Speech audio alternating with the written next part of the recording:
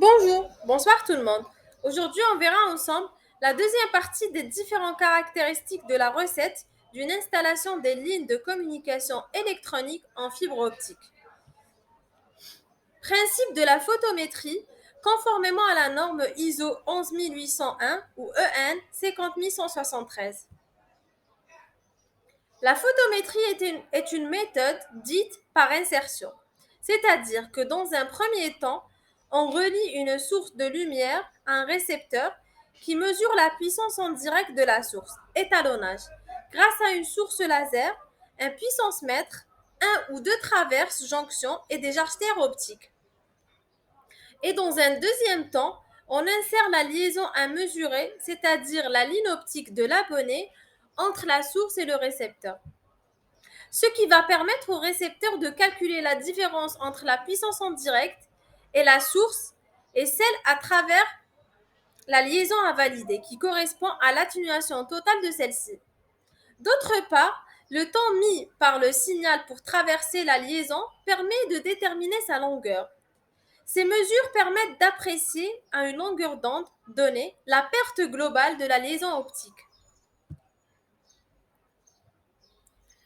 Toutes les mesures doivent s'effectuer dans les deux sens, origine-extrémité, extrémité-origine, déterminant le sens d'injection de la lumière.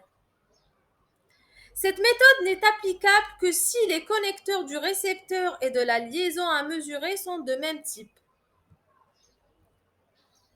Pour calculer l'atténuation en dB, l'écart entre la puissance émise et reçue, nous avons besoin d'une source optique qui émet une puissance émise à une longueur d'onde et d'un récepteur optique qui mesure la puissance reçue à cette même longueur d'onde. Wattmètre optique, photomètre, radiomètre.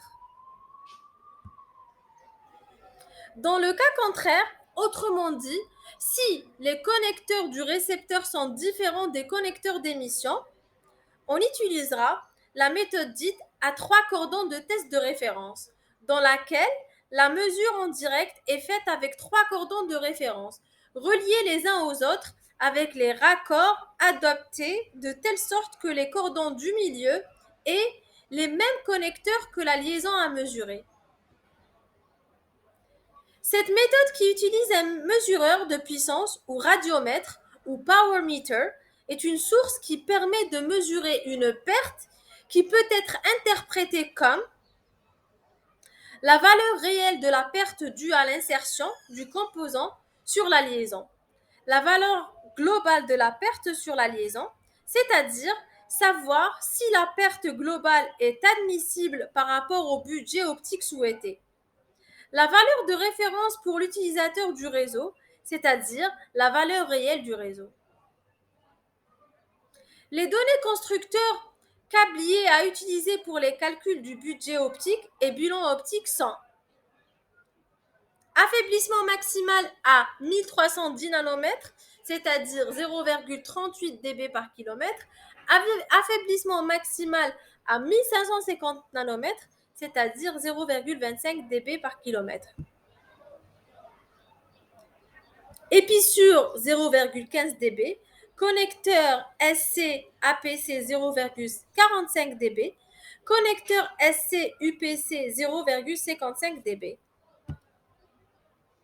De cette façon, nous avons pu voir la deuxième partie de la recette d'une installation des lignes de communication électronique en fibre optique.